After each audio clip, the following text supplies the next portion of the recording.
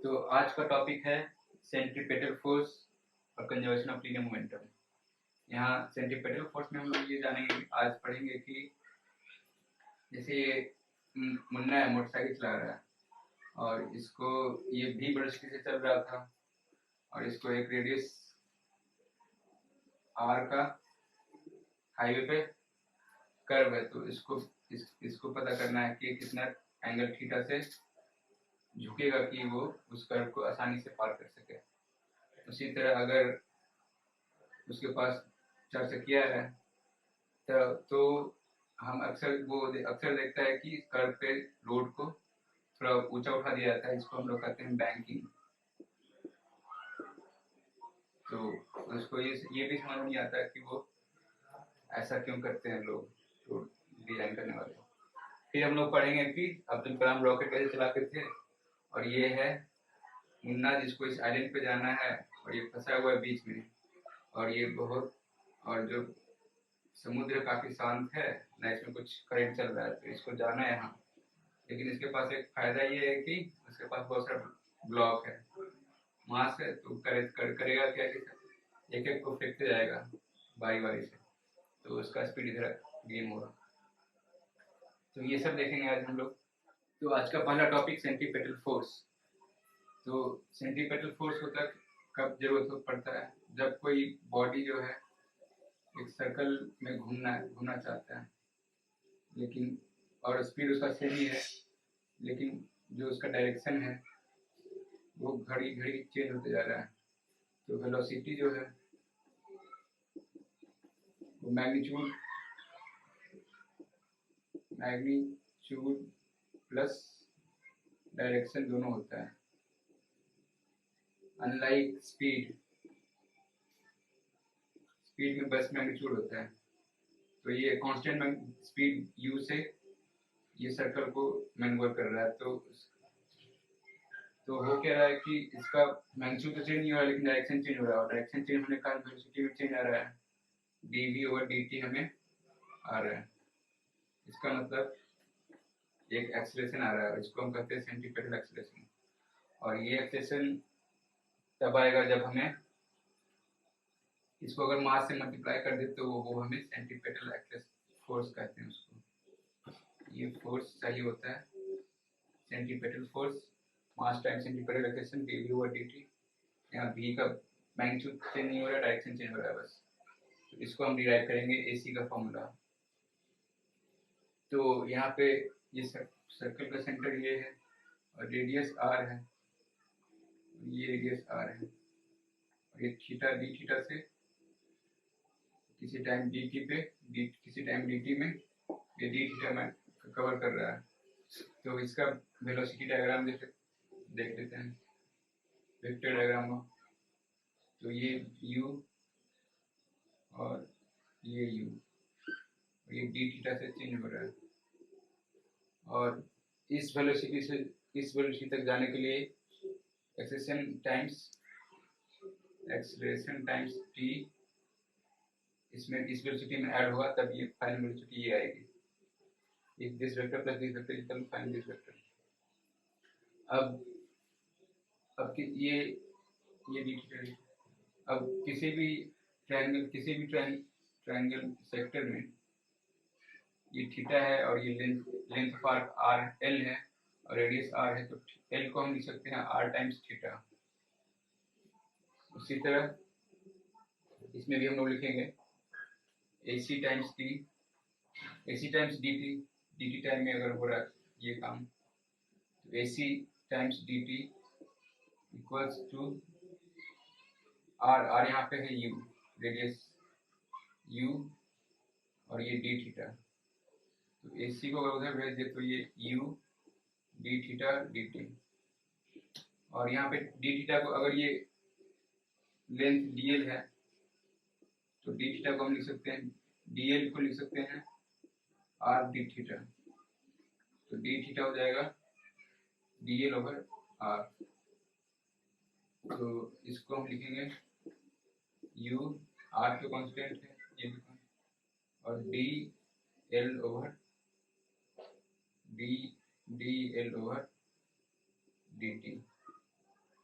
यहाँ पे D theta को डी एल ओवर आर कर दिया और यू यही है और डी टी भी यही है। तो अगर ये इस कर्व को डी एल को डी टी भी कवर कर रहा है तो ये डी एल और डी टी भी इसका वेलोसिटी ही है। तो इससे हमें आ गया u times u over r, तो ये हो गया u स्क्वायर ओवर r। यही हमारा सेंट्रीपेटल एक्सेलेरेशन होता है, u स्क्वायर ओवर r। इसको ओमेगा के टर्म में भी लिखते हैं। ओमेगा होता है हमारा एंगुलर वेलोसिटी, एंगुलर वेलोसिटी। अगर ये अभी हमने लिखा D L equal to R D theta, दोनों को डी टी से डिवाइड कर देते हैं डी टी, तो ये हो जाएगा हमारा u, और ये D theta over D T जो है, एंगुलर वेलोसिटी का मतलब यही होता है D theta over D T, मतलब एंगल किस रेट से चेंज हो रहा है। तो u is equal to R omega, और यहाँ पे हम लोग पुट कर देंगे u का value R square omega square over R, तो ये हमें आ गया ओमेगा स्क्वायर आर। तो ये दो एक्सप्रेशन जो है, एक u के टर्म में और एक ओमेगा के टर्म में, हमें सेंट्रीपेटल एक्सेलेरेशन देता है। ये हो गया। अब हम जानते हैं कि कोई बॉडी एक्सेलेरेशन ए से चल रहा हो तो उसको एनालाइज करने के लिए वो उस पर एक सीरो फोर्स लगाते हैं हम लोग उस एक्सेलेरेशन के अपोजिट डायरेक्शन में। अगर ये कोई बॉडी जो है एक्सेलेरेशन ए से इधर जा रहा है, तो अगर इसको हमें एनालाइज करना है तो इसका एपीडी बनाते हैं। तो जब एनालाइज करने के लिए एपीडी बनाते हैं तो उस समय हम इस पे एक सीडो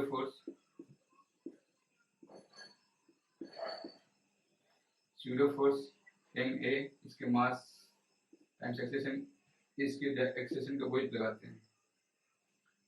तो उसी तरह अगर कोई बॉडी जो है एक सर्कल में मूव कर रहा है तो सेंट्रीपेटल एक्सेलेरेशन हमसे मतलब टुवर्ड द सेंटर होता है, सेंट्रीपेटल टुवर्ड द सेंटर होता है ये एक्सेलेरेशन जो है।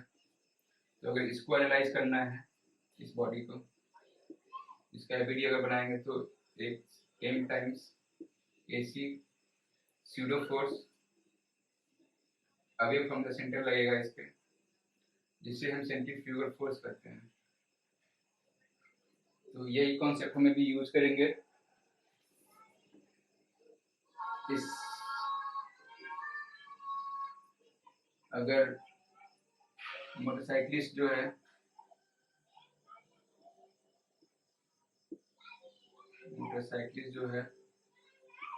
एक रेडियस r के कर्व पे v वेलोसिटी से जा रहा था, तो ये हॉरिजॉन्टल रोड है। तो इसको अक्सर हम देखते हैं कि जैसे रेस में होता है या फिर जब न जो है लहरिया कट मारता है तो ऐसे से रोड में सटा देता है दोनों साइड। तो वो एंगल जो है थीटा हमें निकालना है। अगर v वेलोसिटी से जा रहा है और उसको r रेडियस का कर्व मैन्यूवर करना है तो वो थीटा हमें निकालना है। तो इसका एबीडी बनाएंगे। तो इस पे जो है कौन कौन सा फोर्स लग रहा है, एक तो लग रहा है mg, और ये एक सर्कल में मूव कर रहा है तो इसका एक्सेलरेशन जो है इस डायरेक्शन में है AC, और तो इस पे एक सीडो फोर्स लगेगा m AC इस डायरेक्शन में। और तो इसको अगर हम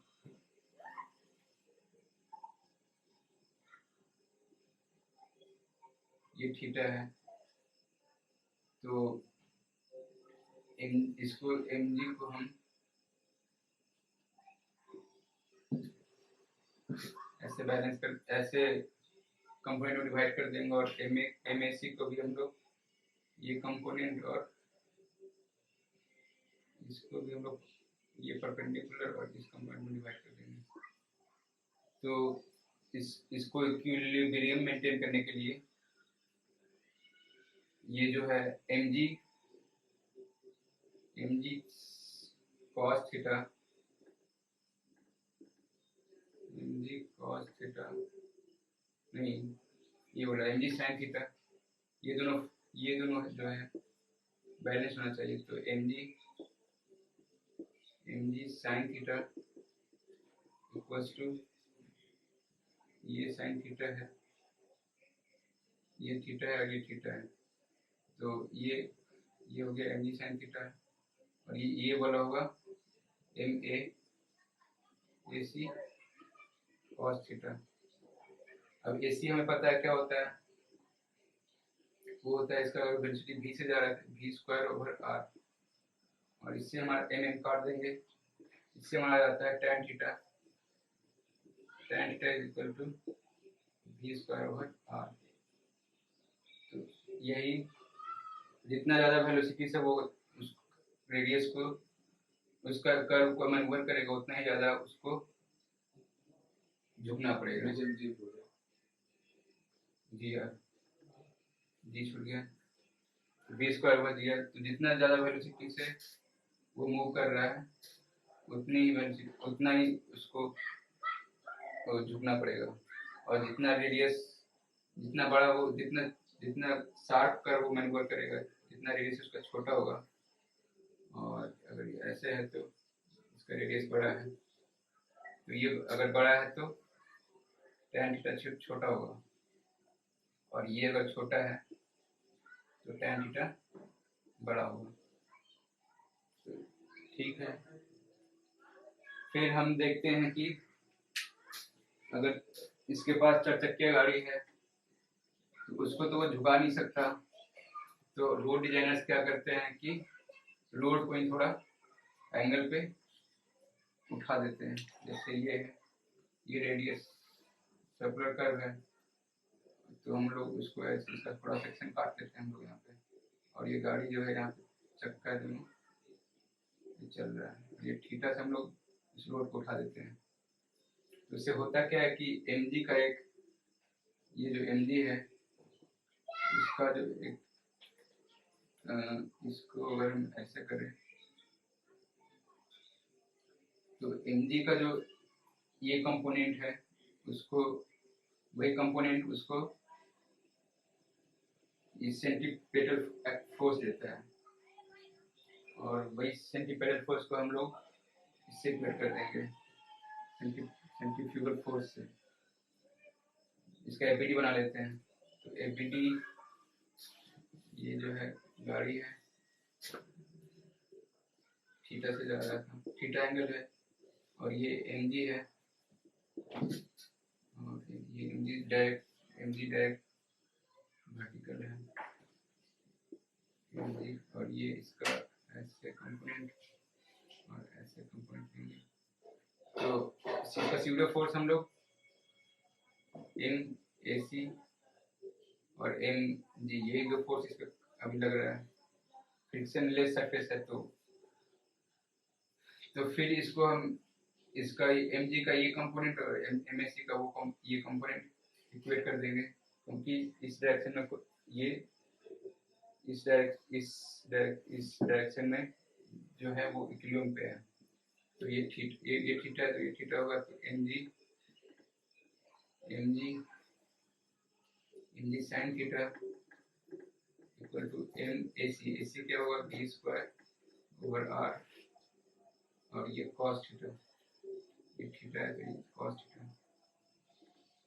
इससे हमारा m कट गया, और tan theta equal to v square over gr, इससे हमारा आ जाता है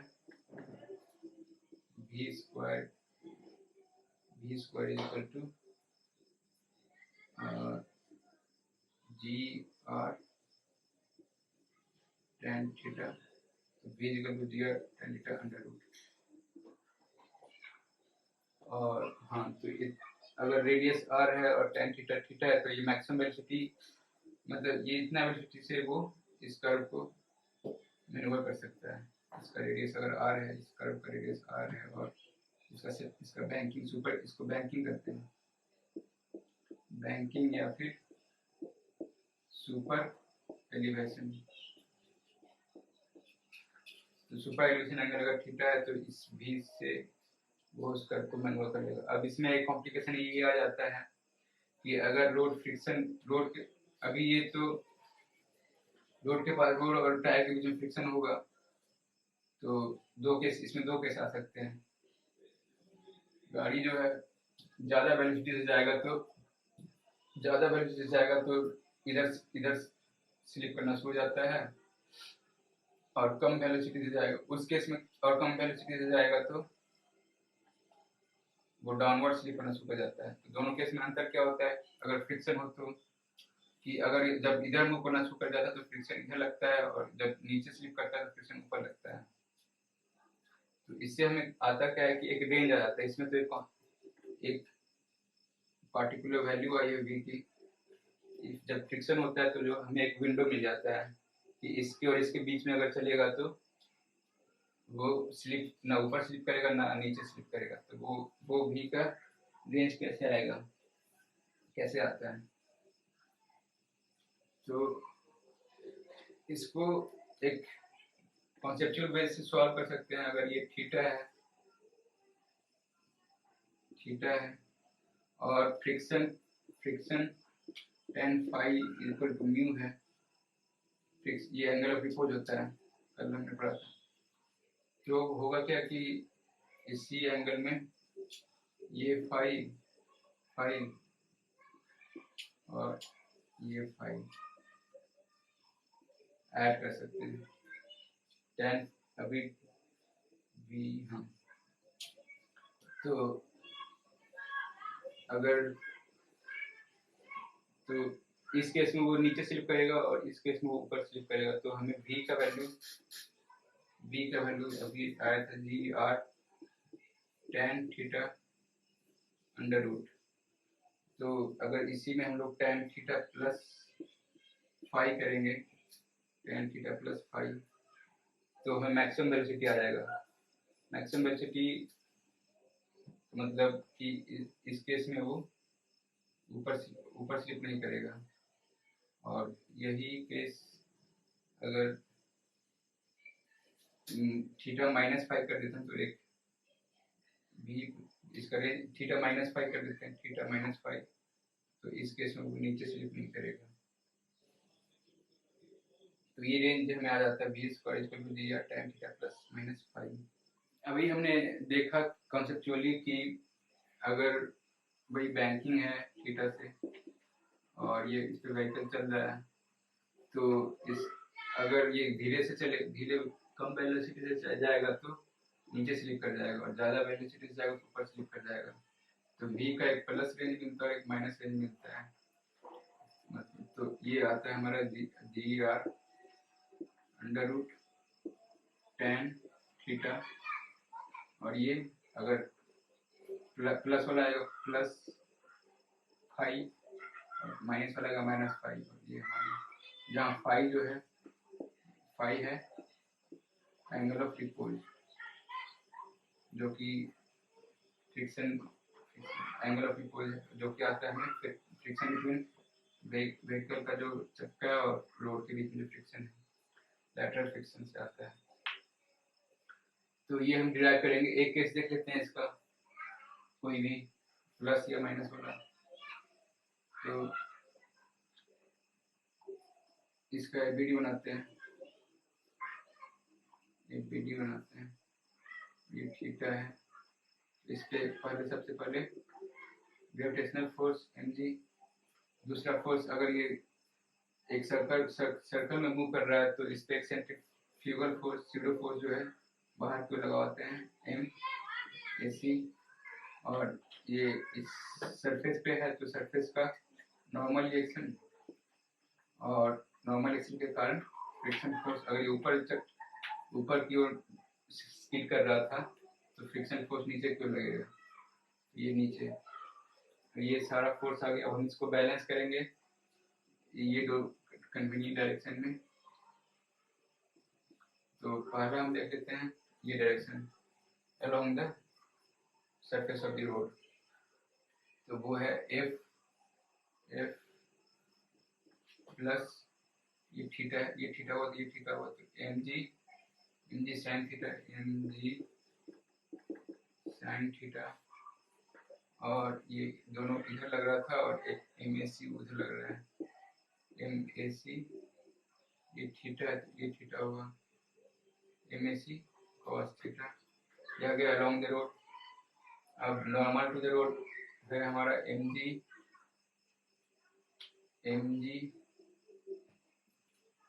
ये एम जी का कंपोनेंट इधर, एम ए सी का कंपोनेंट इधर, एक का कंपोनेंट तो नहीं आएगा, और एन है तीन है, तो एम जी कॉस थीटा नीचे की ओर, और M A C plus M A C sine theta नीचे की ओर इक्वल्स टू एन। अब एन और एफ को हम लिखते हैं म्यू टाइम्स एन। अब दोनों में से एन को एलिमिनेट कर देंगे, इसको पुट करते हैं यहाँ पे, एन का वैल्यू, तो म्यू टाइम्स एन, तो mu M G cos theta ये हो गया, plus mu M A C sine theta, ये हो गया हमारा ये टर्म। उसके बाद एम जी साइन थीटा और M A C cos theta, सब में एम है तो उसको काट देंगे, और तो ए सी वाला टर्म एक साथ ले लेते हैं, ए सी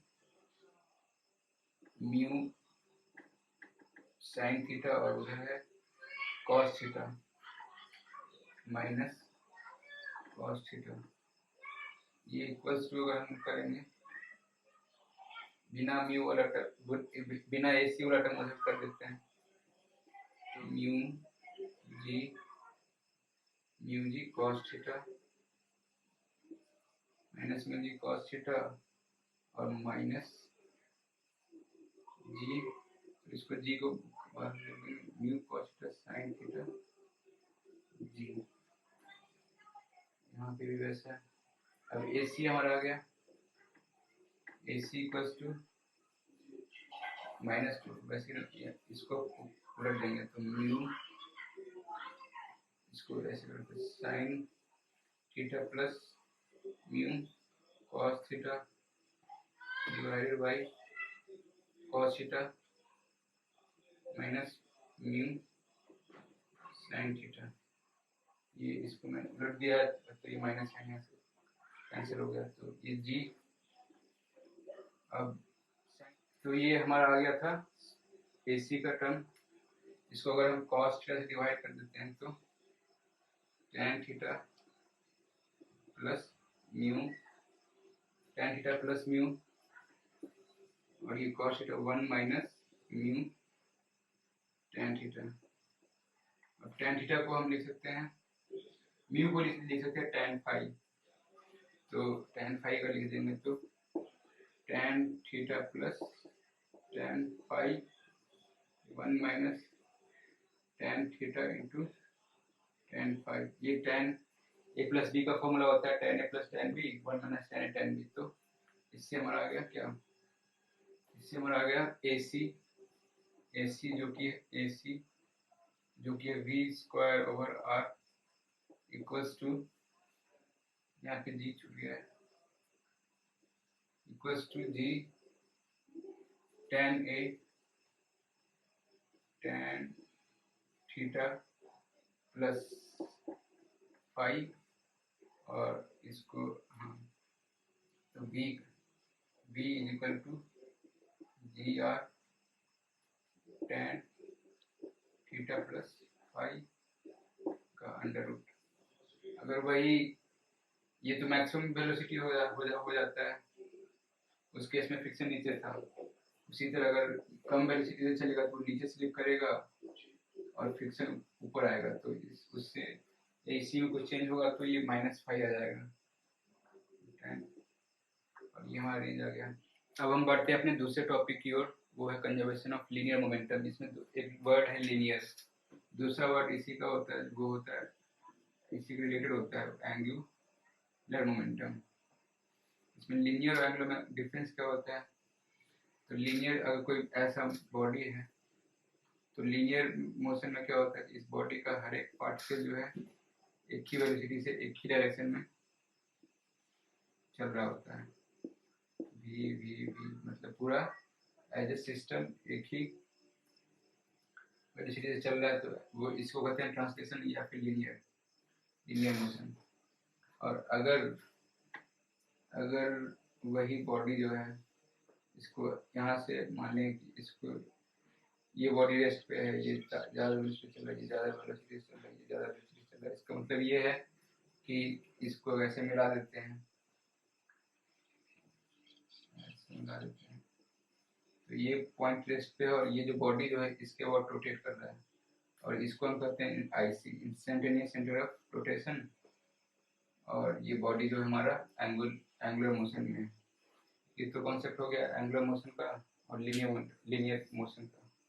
इसमें अब मोमेंटम क्या होता है? तो मोमेंटम होता है मास टाइम्स, लीनियर मोमेंटम होता है मास टाइम्स वेलोसिटी, और एंगुलर मोमेंटम होता है moment of inertia I omega. तो इनर्शिया, लीनियर इनर्शिया क्या होता है? ये मास जो है वो है क्या, एक इनर्शिया है जो लीनियर मोशन को रेजिस्ट करता है। उसी तरह आई जो है मोमेंट ऑफ इनर्शिया कहते हैं इसको,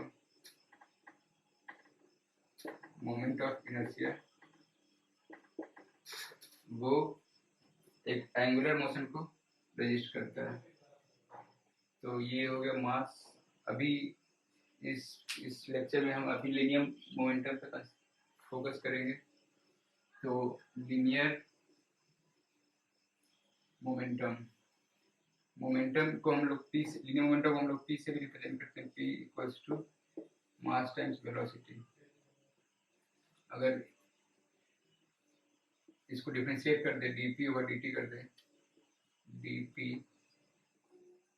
ओवर dt, तो m times dv over dt plus v dm over dt। General case में हमारा क्या होता है, मास कांस्टेंट होता है, तो dm ओवर dt 0 हो जाता है। लेकिन अगर यही जैसे रॉकेट के केस में क्या होता है कि मास वेरिएबल होता है, मास जो है उसका वेरी करते रहता है, हर एक टाइम पे मास ही वेरी करता है, क्योंकि एक रॉकेट जो है एक कॉन्स्टेंटली अपना मास छोड़ते रहता है पीछे। तो इसका जो मास है और फिर एट टाइम dt उसका मास m माइनस dm हो जाता है। वो अभी रॉकेट वाला सवाल देखेंगे जिसमें ये dm जीरो नहीं होता है। तो अभी तो ये जीरो है, तो इसको ये हो गया m dv और dt को एक्सेशन लिखते हैं, ये हो गया फोर्स, ये तो जीरो है अभी हमारा। तो change in linear momentum dp over dt को हम लोग फोर्स भी कहते हैं। ये Newton second law of motion भी है। तो अगर फोर्स जीरो हो जाता है तो dp ओवर dt भी जीरो होगा। इसका मतलब है कि dp ओवर dt जीरो है, तो इसका मतलब है कि जो p जो है वो कांस्टेंट होगा, p जो है वो कांस्टेंट होगा। तो यही कंजर्वेशन ऑफ लीनियर मोमेंटम है। Law of conservation of linear momentum ये है कि अगर force on the system zero है तो सिस्टम का लीनियर मोमेंटम है वो कांस्टेंट होगा, वो बदलेगा नहीं। इसको अप्लाई करके देखते हैं। तो लीनियर मोमेंटम पे, कंजर्वेशन ऑफ लीनियर मोमेंटम पे एक सवाल देख लेते हैं, बहुत सिंपल है। तो सवाल हमारा ये है कि अगर एक आइस सरफेस है, उस पर एक प्लैंक है जिसका मास m और लेंथ l है, मास m और लेंथ l है, सेंटर ऑफ मास यहाँ पे होगा, और एक यहाँ पे मुन्ना खड़ा है जिसका मास छोटा m है, और जो प्लैंक और सरफेस के बीच का फ्रिक्शन म्यू जो है वो जीरो है। मुन्ना यहाँ से चलना शुरू करता है इधर और यहाँ तक पहुँच जाता है। इस बीच में होता क्या है कि इसके पैर के फ्रिक्शन और उसके कारण प्लैंक भी पीछे घसक जाता है, तो पीछे घसकता है। तो जब ये मुन्ना इधर पहुंच जाता है उस समय प्लैंक भी थोड़ा सा एक्स डिस्टेंस पीछे का सर गया होता है। ये जो डिस्टेंस है वो एक्स डिस्टेंस पीछे का सर गया होता है।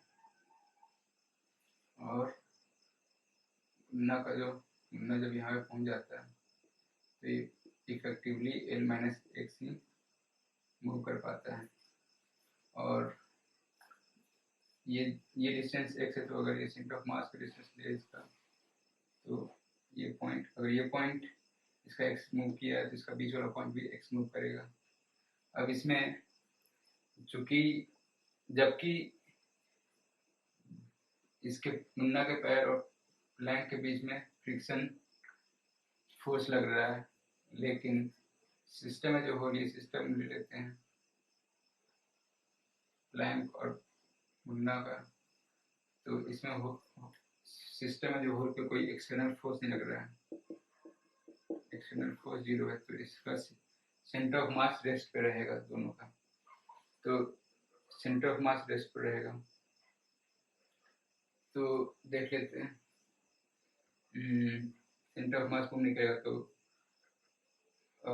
देखते हैं इसका सेंटर ऑफ मास का फॉर्मूला होता है, सेंटर ऑफ मास होता है क्या, m1 r1 plus m2 r2 plus m3 r3। अगर ऐसा कोई सिस्टम दिया हुआ हो जिसका r1 r2 और r3 m1 into m3 divided by m1 plus m2 plus m3 ऐसे, तो ये सेंटर ऑफ मास का पोजीशन वेक्टर होता है। इस केस में इसका centre of mass position vector, final position vector क्या होगा, इसका सेंटर ऑफ मास यहाँ से कंसीडर करते हैं तो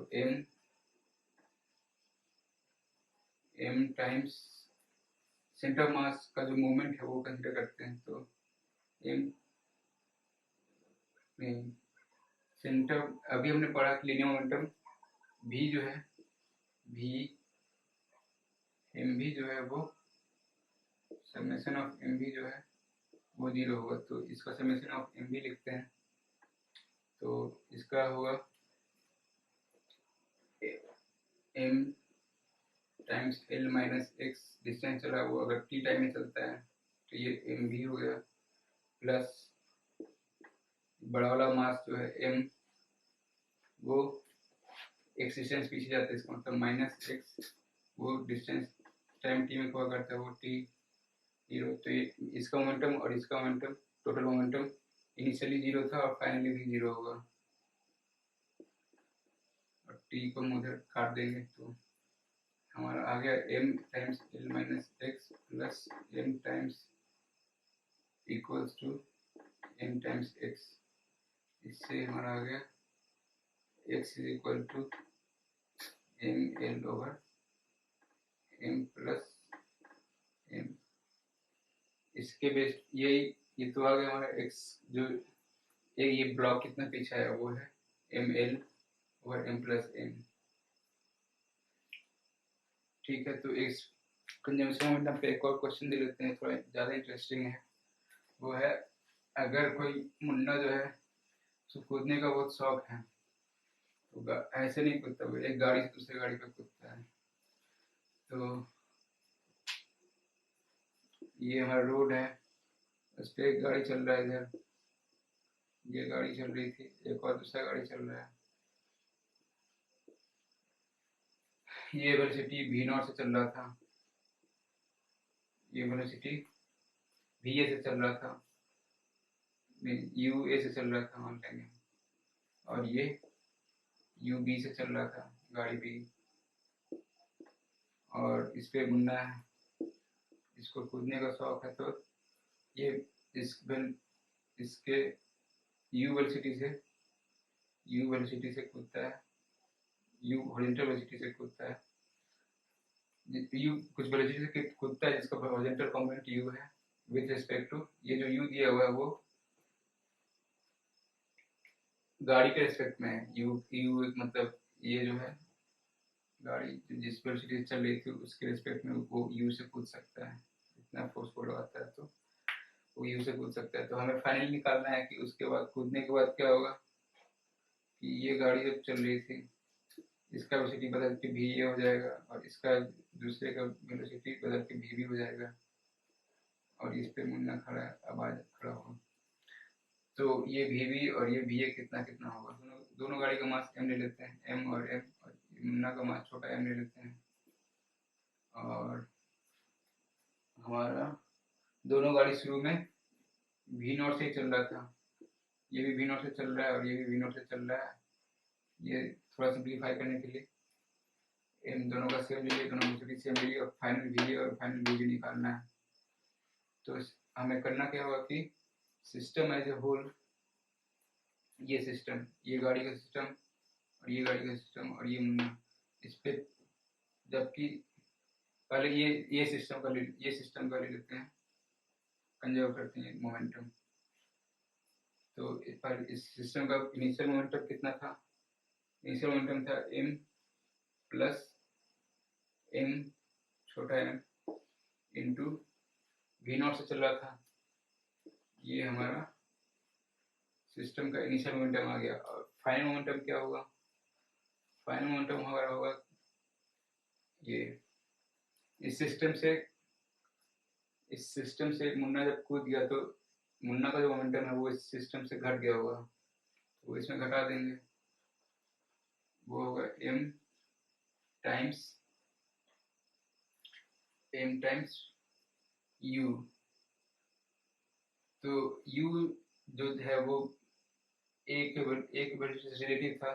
इसमें क्या चाहिए कि जब ये कूद रहा होगा u वेलोसिटी से, उसी समय एक का वेलोसिटी जो है वो va बन गया होगा, उसी समय जब इसको घट के एक का वेलोसिटी va बन गया होगा, और इसके रिस्पेक्ट में u जो है, इसके रिस्पेक्ट में u वेलोसिटी से वो कूदेगा, va के रिस्पेक्ट में कूदेगा। ये कैच है इस प्रॉब्लम का। तो यहीं पे गलती होता है कि हम ये, तो अगर रेस्ट, ये तो यू जो है इस गाड़ी का रिलेटिव था, तो अगर हम नीचे से खड़ा होकर देख रहे हैं मतलब इसको एनालाइज कर रहे हैं मोशन को, तभी तो m प्लस m v0 था और छोटा m, यहाँ पे गलती करते हम लोग, va होगा प्लस u होगा। क्या चाहिए है कि जब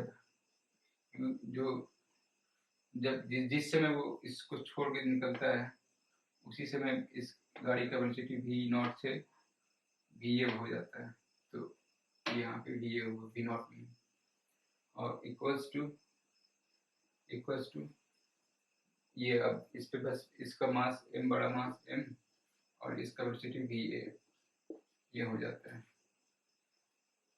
फिर से देखें तो ये इनिशियल मोमेंटम है इसका, इसमें ये मोमेंटम घट जाएगा और बचेगा ये मोमेंटम। इसको ऐसे भी देख सकते हैं कि इनिशियल मोमेंटम ये था और कूदने के बाद क्या हो रहा है कि ये मोमेंटम मुन्ना का और ये मोमेंटम गाड़ी का, ये भी कॉन्सेप्ट है। तो va को एक साथ ले लेते हैं, तो va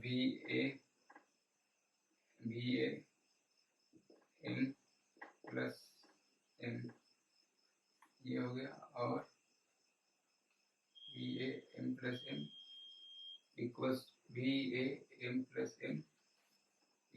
टू ये m प्लस m v0 और माइनस m u। तो va का हमारा रिलेशन आ गया, va equals to m plus m से डिवाइड कर देंगे v0 minus m over m plus m u। तो ये देख रहे हैं कि जो va है वो उसके जो इनिशियल वेलोसिटी था उसमें इतना वेलोसिटी वो पीछे की ओर उसमें ऐड हो गया है। यही सेम कॉन्सेप्ट पिछले वाले क्वेश्चन में भी था कि अगर वो प्लैंक पिच ये मुन्ना जो है अगर इस पे एल डिस्टेंस आगे चलता था, तो ये जो कितना डिस्टेंस पीछे आ गया था वो था m टाइम्स इसका लेंथ l, जहाँ पे l और m प्लस m इतना पीछे आ जाता है। तो ये सेम कॉन्सेप्ट दोनों में है। ये वी ये डायरेक्टली हम एक कॉन्सेप्ट इसमें लगा सकते थे, इतना करने का मतलब जरूरत तो था, लेकिन ऐसे डायरेक्ट हम लिख सकते थे कि इसका जो इनिशियल वेलोसिटी में ये इतना पीछे वेलोसिटी ऐड हो जाता है। इसका दूसरा पार्ट, क्वेश्चन का दूसरा पार्ट थोड़ा मुश्किल है, वो ये है कि वी निकालना है। तो वी निकालने के लिए फिर से वही, मुश्किल तो नहीं है, फिर से कंजर्वेशन ऑफ मोमेंटम लगाएंगे। तो इसका इनिशियल मोमेंटम है m टाइम्स वी नॉट, और ये फाइनली इस पे क्या हो रहा है, इस पे ऐड हो रहा है, इस पे ऐड हो रहा है मोमेंटम मुन्ना का जो कूद के आया था, इस सिस्टम में आ गया। तो वो सिस्टम इनिशियल मोमेंटम में एक एडिशन होगा, वो होगा m times V A plus U, ये प्लस यू, अब ये equals to m plus m we B. अब वी भी यहाँ से निकाल सकते हैं हम लोग, यहाँ पे वी ए भी है, वी ए तो अभी हम लोग निकाले थे, वो यहाँ पे पुट करना पड़ेगा हम लोग को। तो m we not plus m V A है, वी ए था होगा कितना, वी होगा V not minus m u plus divide by m plus m, यही अभी हम लोगों ने डिराइव किया था, ये आ गया m वी ए और ये plus u equals to m plus m we B. इसको सॉल्व करते, थोड़ा सा सॉल्व करने से आएगा m वी नॉट, तो ये m plus m we naught, m plus m we naught, ये दोनों, और इसमें माइनस होगा हमारा m square u over m square u over m plus m, और प्लस mu इक्वल्स टू, हम लिखेंगे equals to m plus m we b. तो इसको थोड़ा सा और अरेंज कर लेते हैं, तो v b is equal to ये m प्लस m कट जाएगा, v naught divide by m plus ये, और ये माइनस, यहाँ पे एम यू कॉमन लेते हैं, एम यू कॉमन लेंगे तो ये हो जाएगा m over m plus m minus 1, और ये m प्लस m से डिवाइड कर देंगे, m प्लस m से डिवाइड भी होगा, तो ये फाइनली हमारा तो v not minus m u, और ये कट, ये अगर m plus m minus m है, तो ये कट जाएगा, और ये एक over m plus m, finally v not minus plus हो जाएगा, यहाँ पे v not plus m divide by m plus m का होल स्क्वायर टाइम्स u, ये वी का है। कंजर्वेशन ऑफ लीनियर मोमेंटम पे एक और सवाल हम ले लेते हैं। ये इस केस में, इस सवाल में, इस जो बोर्ड पे है उसमें मुन्ना जो है वो लाइफ ऑफ पाई सिचुएशन में फंसा हुआ, उसमें था क्या कि ओशियन जो है वो काफी शांत था, न कोई करंट न कुछ, और इसको मुन्ना को किसी कारण से इस आइलैंड पे जाना है, तो वो, लेकिन इसके पास एक खुशखबरी ये था कि उसके पास कुछ मास रखे हुए हैं बोट पे, जिसको वो फेंक सकता है दूसरे डायरेक्शन में, ताकि उसको उल्टे डायरेक्शन में मोमेंटम गेन हो जाए। तो देखते हैं वो कैसे आइलैंड पे पहुंचता है। तो अगर ये ब्लॉक को इधर फेंकेगा तो इस डायरेक्शन में इसका वेलोसिटी, अगर इसको u वेलोसिटी से फेंक रहा है और इस डायरेक्शन में इसका वेलोसिटी v हो जाता है, और अगर इसका ड्रैग फोर्स वाटर पानी का ड्रैग फोर्स इस पे नेग्लेक्ट कर देते हैं, तो इस सिस्टम का जो है लीनियर मोमेंटम कंजर्व कर सकते हैं। तो इस केस में एक चीज का ध्यान रखना पड़ेगा, वो है साइन कन्वेंशन। अगर इस डायरेक्शन को पॉजिटिव लेते हैं तो हम लीनियर मोमेंटम जो है इनिशियली 0 था, और बाद में क्या होगा, अगर इसको m वेलोसिटी से फेंक m मास को u वेलोसिटी से उल्टे साइड में फेंक रहा है, तो इसका जो मोमेंटम होगा वो m v माइनस u। इसमें वही कैच है कि जिस समय वो फेंकता है, अभी तो इनिशियली बोर्ड 0 वेलोसिटी से था, लेकिन जिस समय वो फेंकता है उसी समय उस बोर्ड की वेलोसिटी v और इसकी वेलोसिटी u, और तो इस मास का मोमेंटम होगा v माइनस u। अगर ये डायरेक्शन मोमेंटम भी एक वेक्टर है, तो इस वेक्टर की ऐड करते हैं, तो m v minus u plus final momentum m minus m का m माइनस m जो बचा हुआ मास है वो भी इस डायरेक्शन में है v, और ये हमारा वेक्टरली ऐड करके जीरो होगा। तो इसको हम लोग सॉल्व कर देंगे। m यहाँ पे लिख लेते हैं m v minus m u plus बड़ा m v माइनस छोटा m v इक्वल्स टू 0। इसमें m ये दोनों कट जाएगा और हमें बचेगा v equals to m u over m। ये हमारा आगे velocity of the boat m over m u। Conservation of momentum पे के एप्लीकेशन पे एक और सवाल वो है रॉकेट प्रोपल्शन का, वो देख लेते हैं। तो अगर हम अभी एक रॉकेट लेते जो स्पेस में ट्रैवल कर रहा है, तो ये रॉकेट है और किसी टाइम पे इसका मास m है और वेलोसिटी v है ऊपर की ओर। तो इसका मोमेंटम हम लिखेंगे m v ऊपर की ओर। अब क्या हो रहा है कि रॉकेट जो है कैसे उड़ता है, वो ये काम करता है कि अपना कुछ गैस पीछे की ओर फेंकता है, जिसके कारण एक थ्रस्ट ऊपर की ओर मिलता है, जिसके कारण वो रॉकेट ऊपर जाता है।